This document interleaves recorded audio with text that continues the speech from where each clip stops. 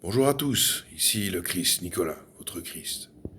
J'espère que vous allez bien, j'espère que vous ne pleurez pas trop, que vous criez pas trop la douleur, comme veut aussi dire le mot Christ, le saint cri de Dieu face à son fils qui souffre. Et puis finalement, si je suis une icône christique de ma vie, des sacrifices que j'ai faits, de la souffrance que j'ai réussi à émanciper de notre psyché, de notre cœur, de notre fond propre, eh bien, c'est parce que je l'ai bien choisi. J'ai choisi en 2009. Et toute ma vie, dont j'ai connu la mort une fois ou l'autre, eh bien, a prouvé que la pérennité de mon existence était de style christique, c'est-à-dire à rajouter de la valeur, de la chaleur intérieure, de la richesse de cœur, pour ainsi dire, supprimer, défaire les tristesses, annihiler les petits doutes, sublimer notre être, notre esprit, et ainsi de suite. Alors, les détails importent peu, mais j'ai notamment utilisé des pierres, des gemmes, j'ai utilisé des protections, j'ai utilisé des prières, j'ai utilisé des chants, j'ai utilisé mon cœur qui parle des langues extraordinaires. Et puis j'ai beaucoup parlé encore et encore du vide intérieur qui doit être comblé, qui doit être amélioré, qui doit chanter la vie quelque part. Et puis j'ai beaucoup d'idées et de ressources qui me viennent parce que finalement tout le monde se sacrifie un peu et on apprend tous les jours de, de cette vie qui parfois est difficile et pénible. Et puis qu'on ne devrait pas forcément claironner que tout est gagné, que tout ceci, que tout cela. Et finalement c'est un combat sain, piano sano, lentano, qui nous prouve que l'on a de la vaillance dans la vie, etc., etc. Alors oui, il est bien de prier le Christ, il est bien de prier le Dieu. Et puis il est bien aussi de savoir que j'existe. Et puis qu'il y a un sarcophage derrière. Et puis qu'il y a des vies. Et puis qu'il y a beaucoup de karma qui est amélioré, qui est sublimé. Puis les gens se ressuscitent grâce à moi. Grâce à des efforts de style, on peut dire des efforts un peu secrets, pour créer la vie des gens à nouveau, suite à une balance heuristique de dire oui à certaines choses et puis affirmer et affiner le non, le, la chose, la vérité ou les vérités qui doivent être revues. Et dans l'au-delà, ces gens qui sont présents, eh bien, peuvent comprendre ce qui est juste ou bon, juste ou faux, juste, pas vraiment faux, mais juste ou négligé, etc., de leur vie. Et puis, en fonction de leur potentiel, avancer vers une nouvelle vie, une réincarnation, une résurrection, et être cité à nouveau à vivre.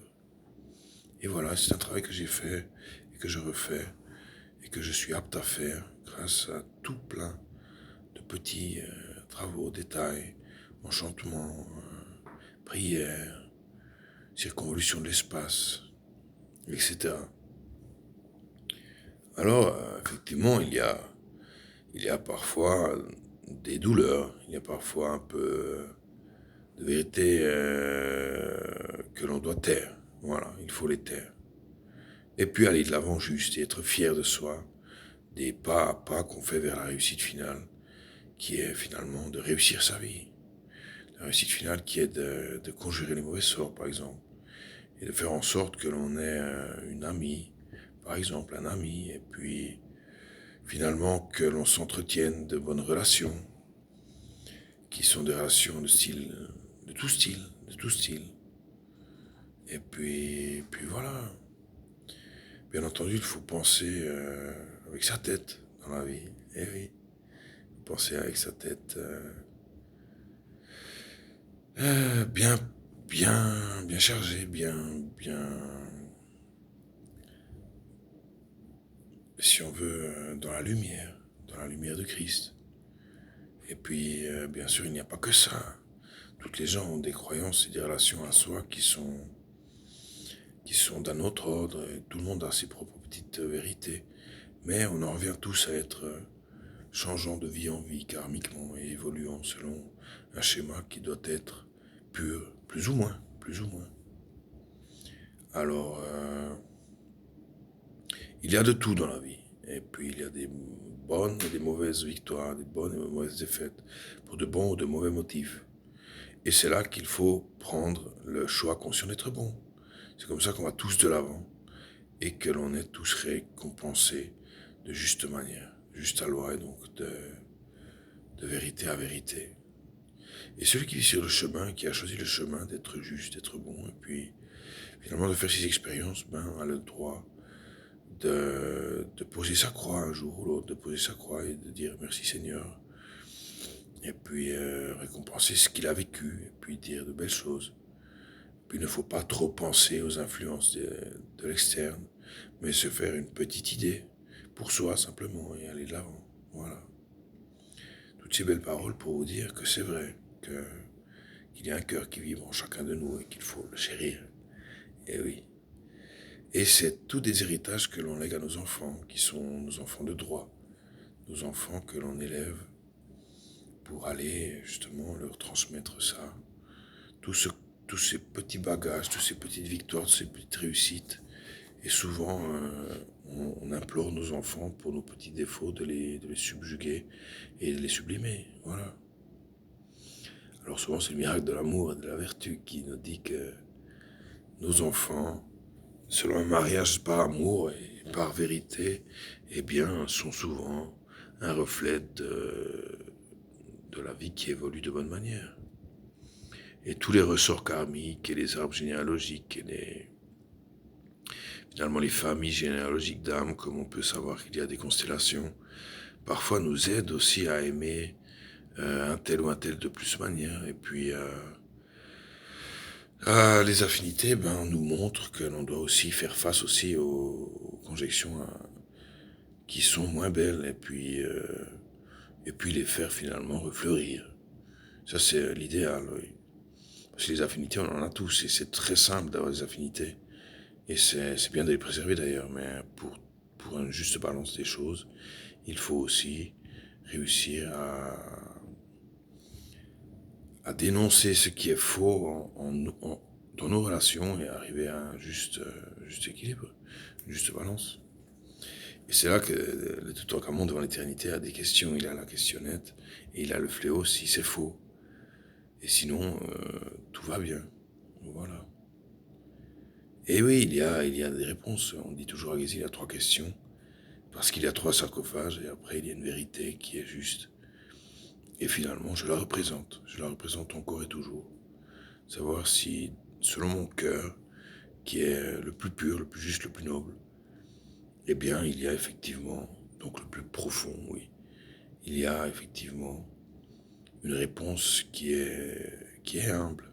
L'humilité, le courage, et sur la mer des vertus, de l'intellect et de tout ce qui suit ensuite. Et les velléités qui sont indues de ces deux choses, de se voiler la face, sont péjoratives et c'est là qu'on entre dans les karmas de style qui ne sont pas bons, voilà. Et qu'il faut sublimer, qu'il faut de l'aide de l'un, de l'autre, et puis, et voilà, et c'est comme ça. Alors on ne sous-estimera jamais assez le pouvoir de se dire, effectivement, bon, juste et loyal envers soi, et parfois, l'ennemi est très proche et on ne le voit pas et on ne sait pas pourquoi il y a des tensions ou des problèmes. Et on y voit le diable, forcément, dans les ennemis.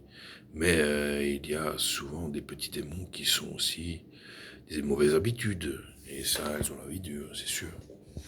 Moi, par exemple, je fume du tabac pour faire la paix avec moi-même. Et parfois, je sais que je ne devrais pas. Je ne devrais pas trop fumer. Puis non plus une bière pour se donner du mérite, c'est bien. Mais pas forcément pour oublier. Alors pour oublier, il faut parfois un peu pleurer. Pleurer de l'intérieur, ou même avoir des larmes pour certaines. Et c'est mon chemin christique. Et c'est pas forcément, disons, le pain de tous, parce qu'il y a des fois des apprentissages de base, des apprentissages de style amoindrissant, qui nous rendent plus forts par la suite seulement. Parce qu'il y a des incompréhensions dans cette vie, ça arrive, comme dans toutes les vies. Et des parjures, ça peut même arriver, c'est désolant, mais peut-être moins qu'un temps, et puis des mots que l'on ne devrait pas entendre. Et c'est là que des erreurs de base arrivent, et puis il faut les éluder. Justement, ces petites erreurs, il faut les éluder. Ça va faire silence. Voilà.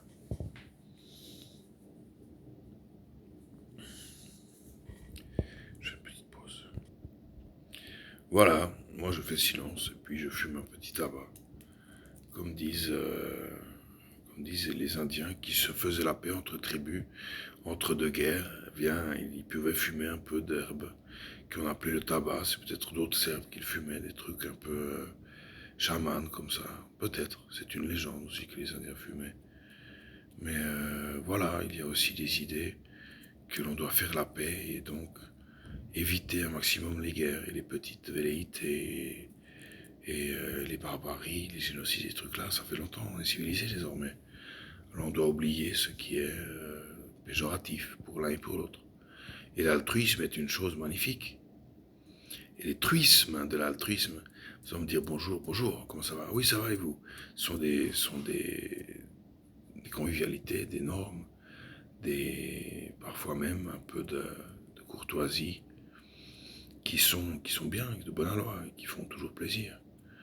Et le temps, on dit toujours, parler du temps, comment il fait, c'est une chose, lorsqu'il fait beau, c'est super.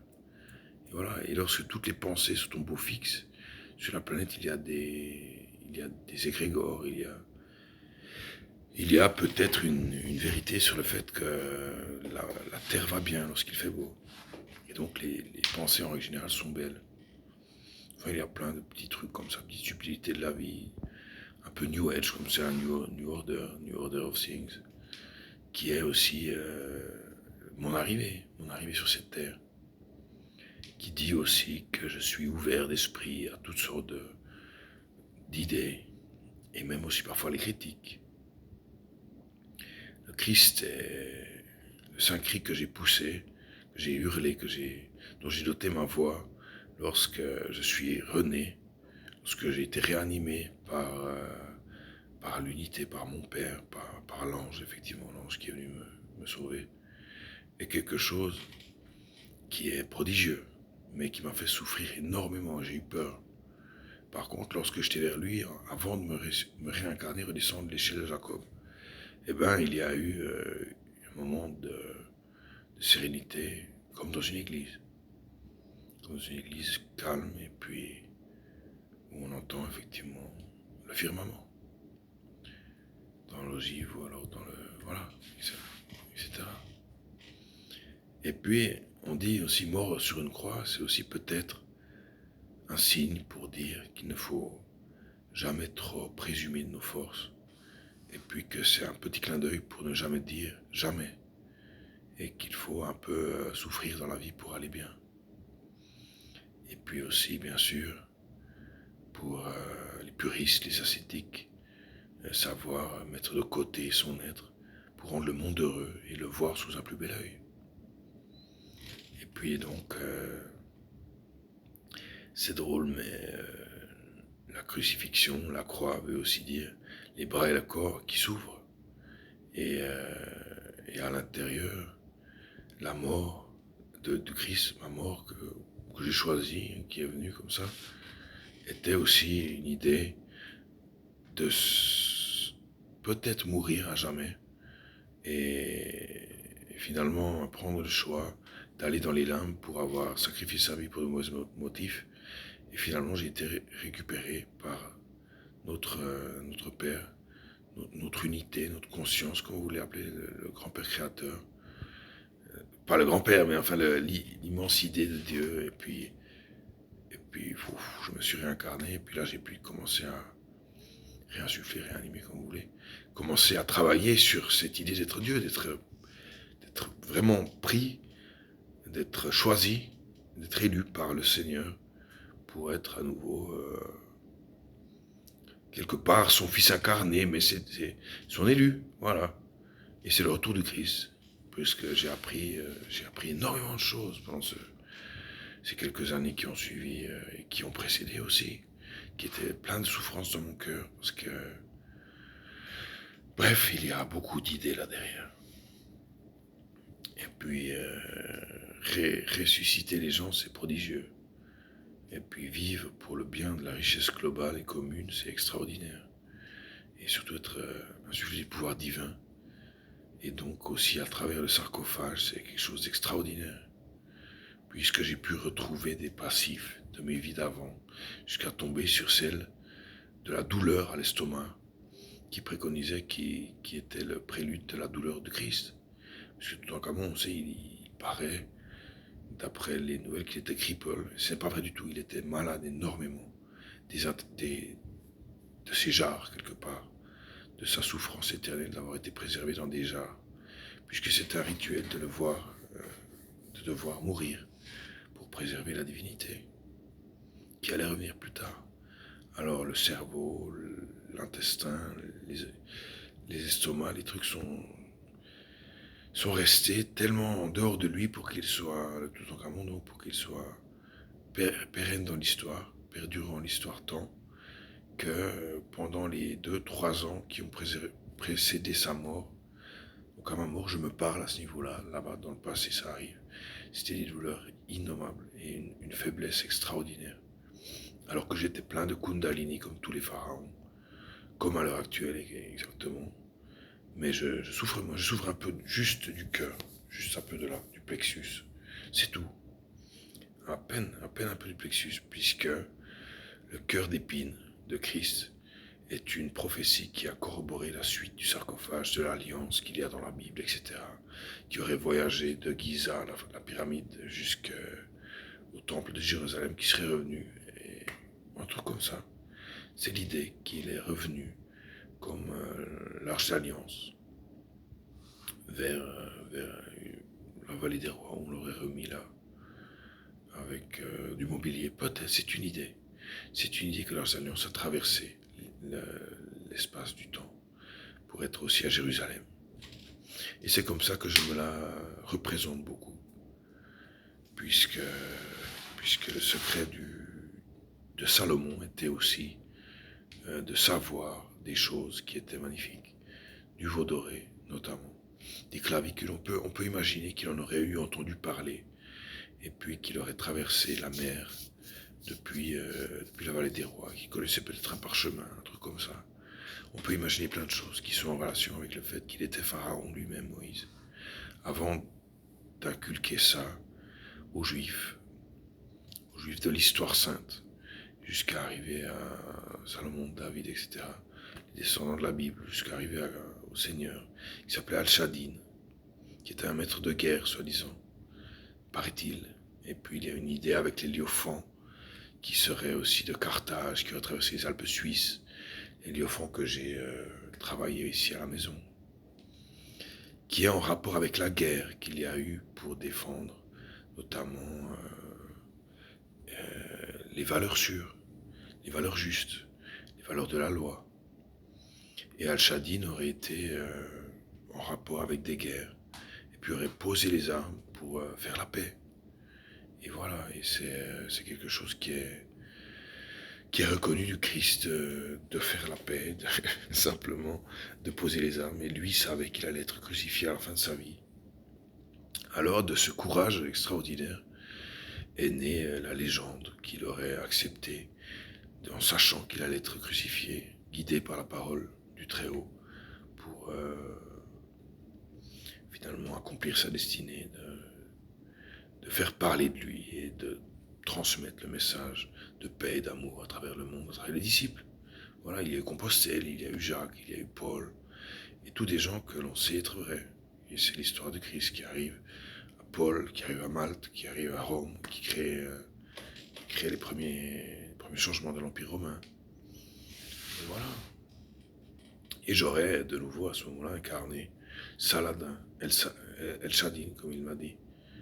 Et puis, qui est très très beau. Et puis c'est la suite logique de Toutankhamon qui revient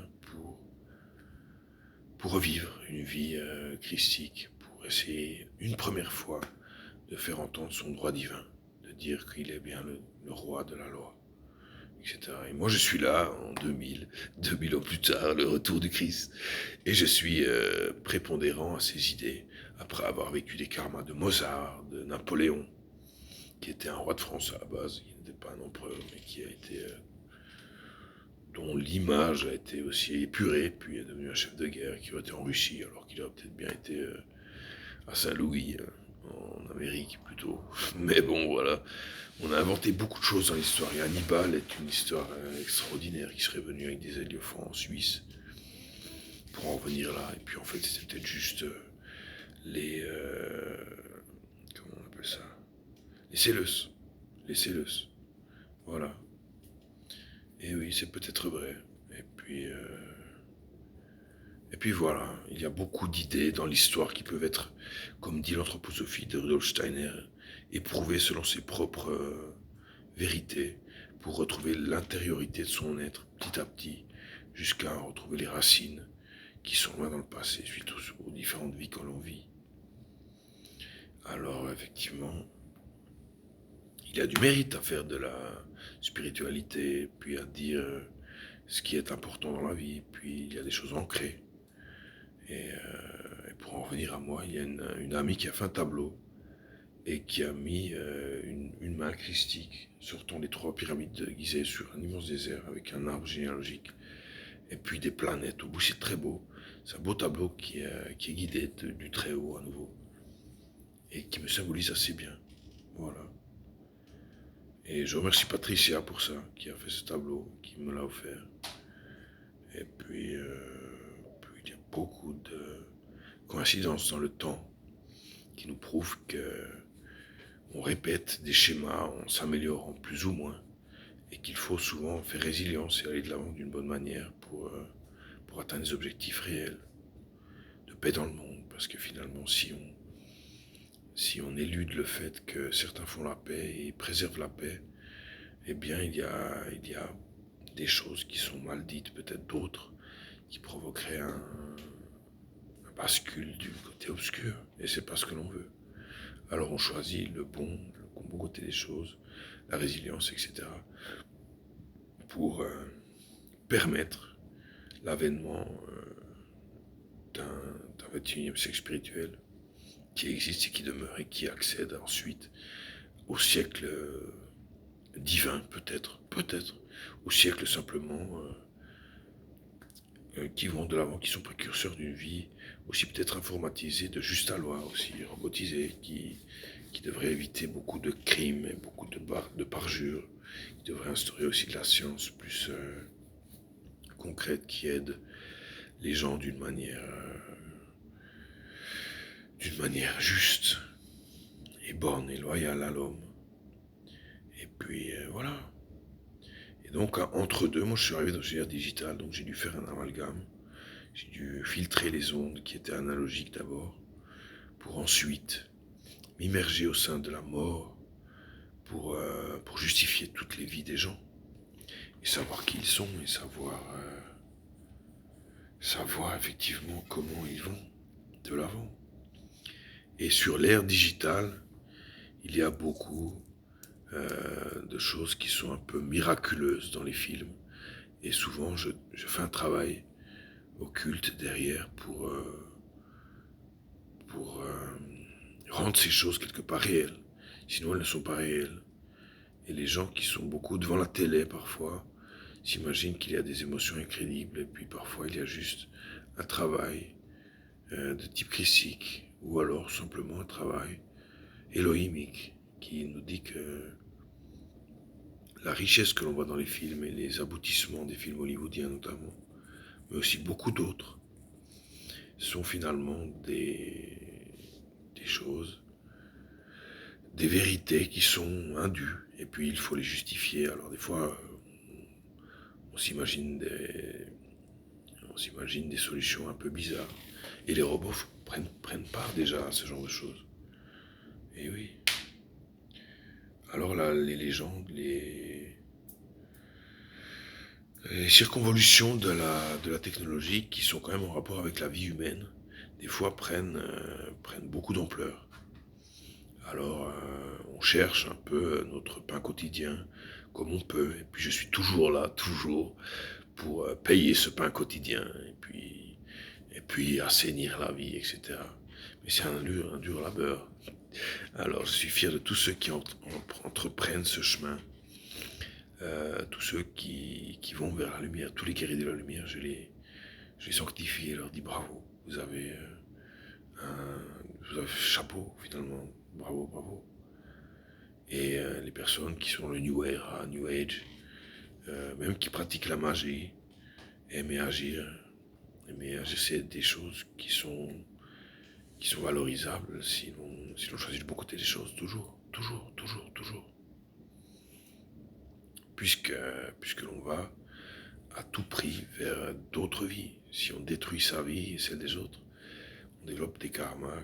Voilà, on est juste là, ça rime à rien. Les guerres, disons, des années d'avant, et qui ont permis une paix aussi dans le monde, nous prouvent que la dernière mise en garde était aussi le printemps arabe. Et maintenant, on en vient finalement au fait que ce coronavirus nous a montré que le chakra coronaire n'est pas toujours, c'est une fièvre quelque part. C'est la fièvre de la compréhension, c'est la fièvre de l'esprit, c'est la fièvre aussi face à l'intelligence, reliée à l'acte d'amour, qui doit être de cœur et qui doit être aimant, qui ne doit pas être pervers. Et puis, c'est un fléau d'Égypte, le coronavirus. Alors, ceux qui sont de mon côté savent que il y a beaucoup de sacrifices de mon côté qui ont été justifiés, et puis qui ont été quelque part brisés par ce fléau qui nous a un peu coupés les uns des autres, mais aussi que l'on doit dire stop. Stop à la violence contre le cerveau, à l'abrutissement face à la télé aussi, face à des choses qui sont péjorantes pour l'espèce humaine. Nous sommes une sapiens sapiens et non pas une bestiale animus émotionnelle. Alors là, forcément, il y a du travail, et puis on y travaille tous. Voilà. Et du haut de mes études d'informaticien, de physicien, de mathématicien, de sciences de religion, j'ai beaucoup de choses à dire, mais parfois j'aimerais aussi en apprendre. Et je passe beaucoup de temps à me battre dans la résilience plutôt que d'être à la bibliothèque. Et des fois, c'est un peu mal récompensé. Mais ça devrait changer, ça devrait changer. Pour les relations futures, pour tout le monde qui va de l'avant. Et puis voilà, c'est ainsi. Alors je vous remercie de m'avoir écouté. Et puis là, je ne sais plus trop où je vais peut-être faire une petite pause à nouveau. Voilà. Pardon. Petite pause qui voit que je tousse un peu.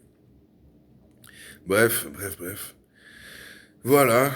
Donc, sauvegardons nos acquis et puis essayons de les miser le maximum du monde sur les belles choses de la vie. Et puis, bien sûr, ne soyons pas trop austères, ne soyons pas trop défaitistes, mais acquiesçons du fait qu'il faut être courageux dans cette vie et pour les générations futures, car il y aura des rewards à avoir et puis il faudra être là au moment juste. Et puis moi, je ne serai plus toujours là. C'était ma dernière vie après Napoléon, notamment le tsar de Russie, qui est pérenne dans la glace, ou je ne sais plus trop comment, bref, le tsar qui était un peu injustifié, et puis qui était conjoint de Rasputin, bref, ça c'est mes idées personnelles, mais j'ai beaucoup travaillé dans les vies passées, et puis j'aimerais aussi prendre ma retraite et remonter vers le très haut, et puis rester zen dans l'osmose extraordinaire de l'unité. Voilà. Donc, c'est pendant ce 21e siècle que je suis là. Et je suis bien votre Christ. Voilà, le retour de Christ. Et puis, j'en suis fier. Je me bats tous les jours pour votre bonheur. Et bien sûr, le mien et mon soulagement. Voilà. Alors, tout du bon. Et puis, allez de l'avant. Voilà. Faites vos choix, juste et cohéremment. À la revoyure. Allez, bye bye.